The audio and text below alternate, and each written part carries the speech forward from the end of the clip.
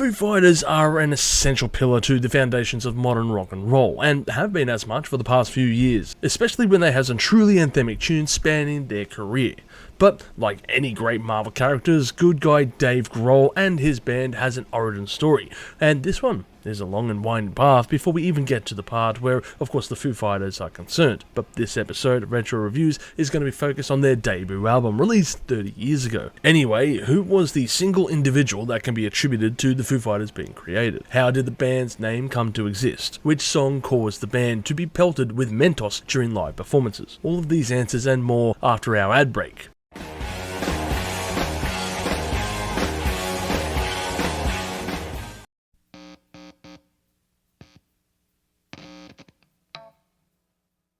Do I really need to revisit Dave Grohl's story? Not really? But I'll give you the TLDR version anyway. Dave Grohl was, of course, the drummer of Nirvana during this album, and then Kurt died. We all know the story, and of course what happened afterwards, but what we don't know, I guess, is the in-between, the downtime that Dave found himself in, of course. Well, there was Dave, left in shell-shock by the events that had happened, and the whirlwind, of course, of the press, so he decided to leave the country and go somewhere else that he thought he could outrun the Nirvana name.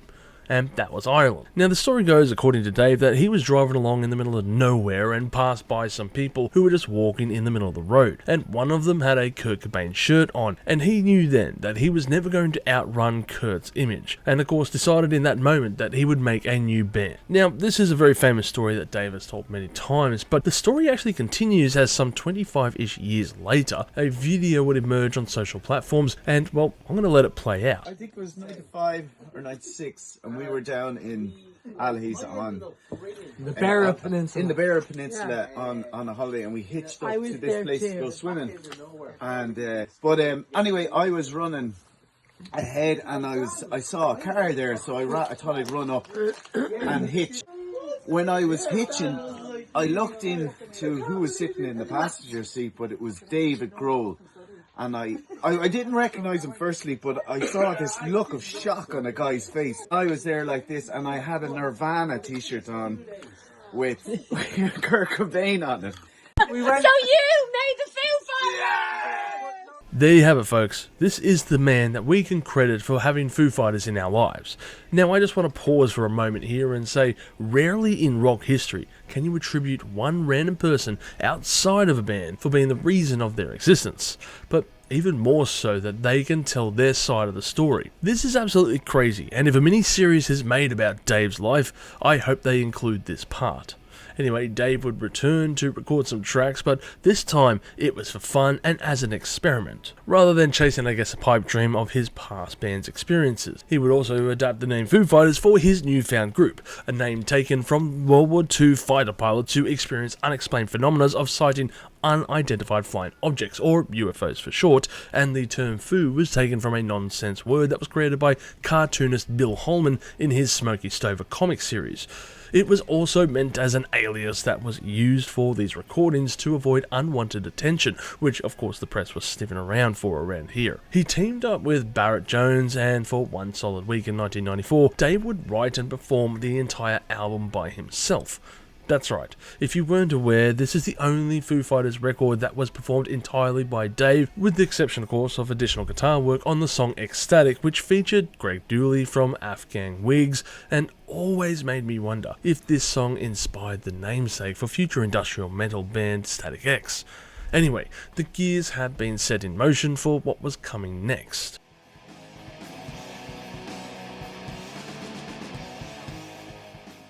So this album saw 4 singles being released, and I'm not going to lie, that's about 3 more than I thought there was, or at least anyway, what I remember. I always viewed that these singles dropped after the band got more recognition, but this wasn't the case. Anyway, here are the 4 songs.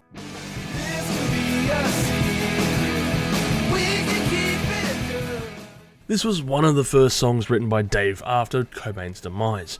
In fact, to be more precise, the majority of this tune was written while Dave was on his honeymoon in a bathroom in Dublin, further cementing the point that was made earlier about how one Irish dude is the reason for the Foo Fighters to exist. Now, despite the song's title being inferred as an ode to Cobain, the lyrics are nonsensical, and this was done, of course, on purpose. After all, anything Dave was going to write after the fact was going to be cross-examined by, of course, an intensity that was unmatched, and everyone would try to make a connection to Cobain's death as well. Well, I guess that's kinda true, considering the line, "This is a call to my past resignation." Checkmate, Lincolnites. Oh, sorry, wrong show. Checkmate, Cobain pressed his own off buttons. It doesn't have the same ring to it, does it? I'd even wager a bet that this song was used in one of those conspiracy theories, you know, the ones about Cobain having been murdered. Like this was some kind of smoking barrel of a gun kind of clue. And I guess I've never really dived into that bullshit. I'm not really concerned about it either way. Anyway, this song does feel distinct, and it's clear why this one was chosen to, of course, not only be their first single, but the first song on the record. Also, it was a live setlist staple for nearly 15 years, and rightfully so.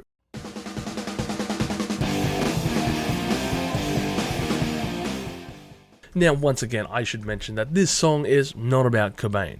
Never was, and Dave made this very clear from the early days. Instead, this tune was a very obvious message directed at another. Can you guess who it was? Well, Dave made it very clear when he took the gloves off and said, "I don't think it's a secret anymore that I'll Stick Around is about Courtney. I've denied it for 15 years, but I'm finally coming out and saying it. Just read the fucking words." And this was one of the earliest tunes ever written by Grohl, alongside Oh George. And this type of tune was originally going to be included on Mike Watt's solo album of Minutemen and Firehose fame. The album in question was Ball Hog or Tugboat, which included guest appearances from other musicians such as Henry Rollins, George Clinton, and Sonic Youth on a rotating lineup, and also had songs like Piss Bottle Man? Ugh, gross. Does Mike Watt run the Selena 52 truck stop page? And I could only imagine that Donnie attended the recording sessions and was blinded by what he witnessed. But of course this wouldn't stop him from becoming the best blind forklift operator for Selena 52 truck stop. I wonder how many people got that reference. Anyway, a very cool song.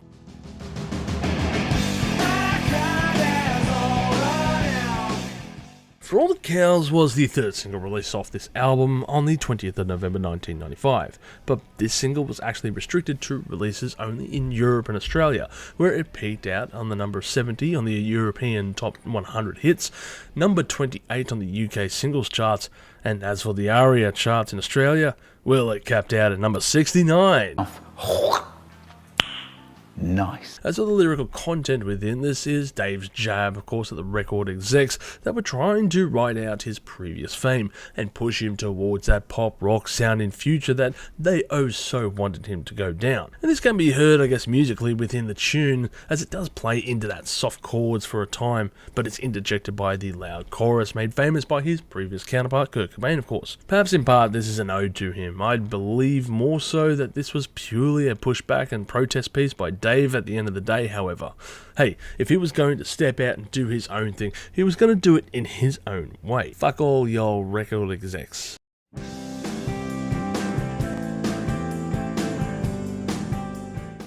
Big Me was the last single release of this album and is perhaps the only song written while he was in Nirvana that was used by the Foo Fighters.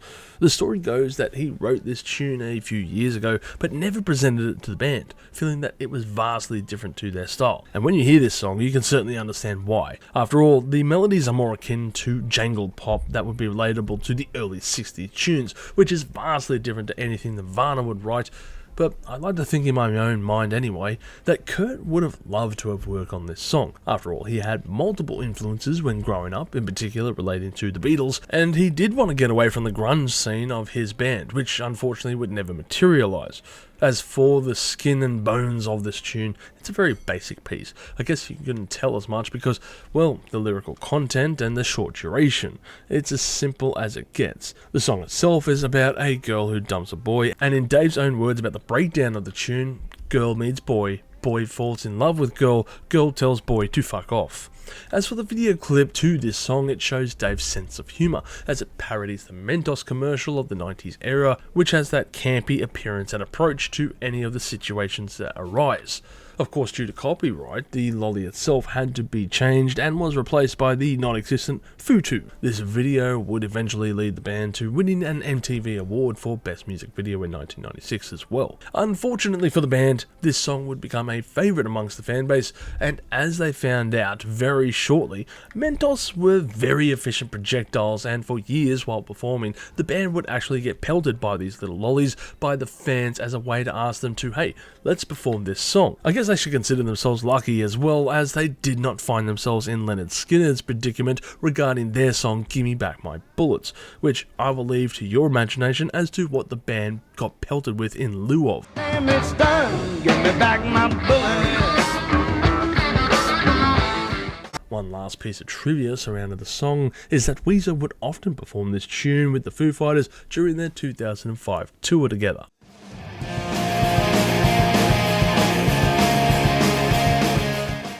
The Foo Fighters debut album is unequivocally like shedding skin.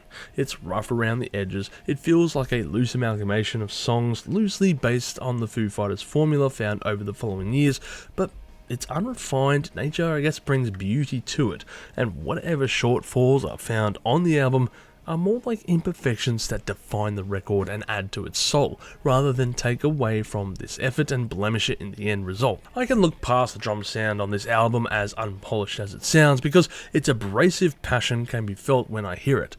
The guitar work may come across as generic in the field for its time, but this, to me at least, sounds like the ultimate garage band, and perhaps that's the best way to describe this album.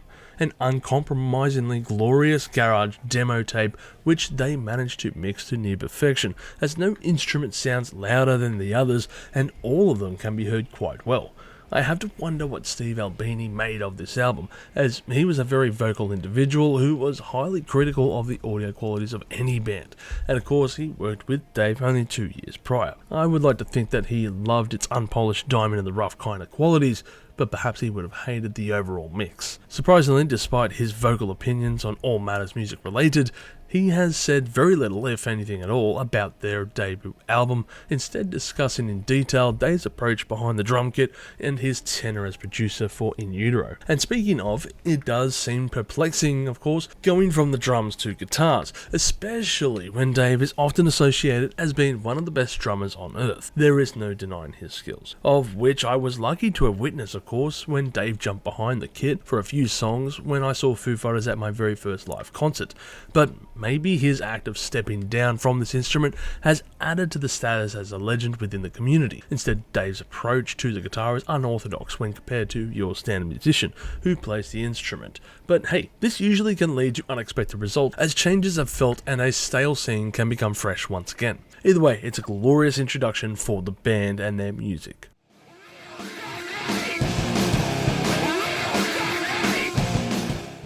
When this album was released, it received mostly positive reviews, with AllMusic giving a score of 4 out of 5, Blender giving a perfect score of 5 out of 5, Chicago Tribune giving a score of 3.5 out of 4, Entertainment Weekly giving a score of B+, The Guardian giving a score of 4 out of 5, NME giving a score of 9 out of 10, Q giving a score of 3 out of 5, Rolling Stone giving a score of 4 out of 5, and Spin Magazine giving a score of 7 out of 10. Meanwhile, over at RachelMusic.com, the album has a score of 3.45 from just over 10,000 reviews. As for me, I'm going to give this album a score of 12 million chilies on the spicy scale, with my favourite tracks being This Is a Call, I'll Stick Around, Alone and Easy Target, and Exhausted.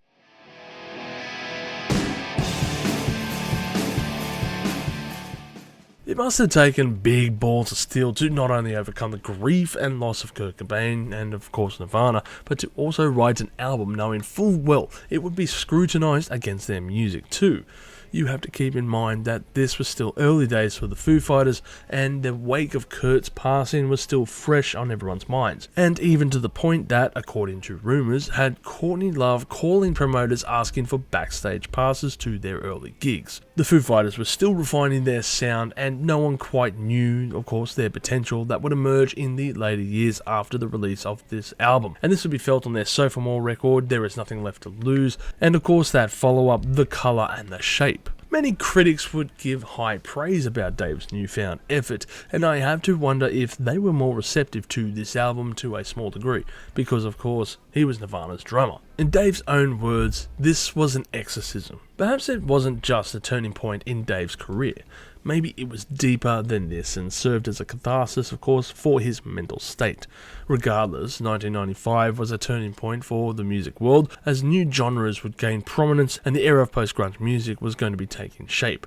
This album feels like the start of a new chapter in a book, a turning point in a long journey in music, but was only the starting point for Dave's resurrection. He would eventually reach out to Nirvana's fourth member, Pat Smear of course, to join him in guitar duties before reaching out to members from Sunny Day Real Estate, Nate Mendel for bass work, and William Goldsmith to complete the group on drums, as their band had recently gone into a state of hiatus, which pretty much makes the Foo Fighters a supergroup if you're going to think about it.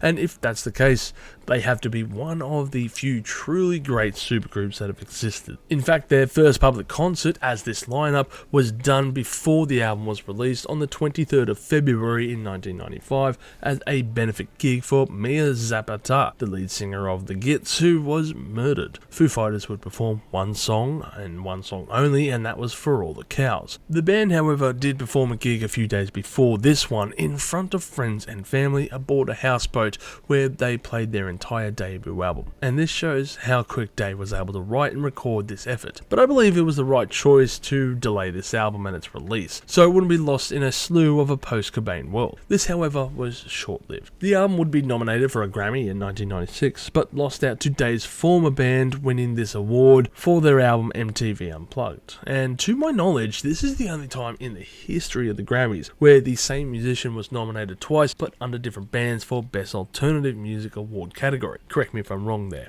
But this didn't matter to Dave in the end. The beast of burden was now off his back, and he could move forward in this world with his new group, and one that would let him spread his wings to become, of course, the icon that he is now. Good Guy Grohl, rock god and lead guitarist for Foo Fighters. No longer was he going to be living in the shadows. If you've enjoyed this content, make sure to smash that like button, subscribe to us, and stay notified for future music related content because it keeps our manager happy at the end of the day. We are also on Discord, Instagram, Facebook, and all those other social platforms if you want to check us out. As always, people, you have a great day and stay spicy.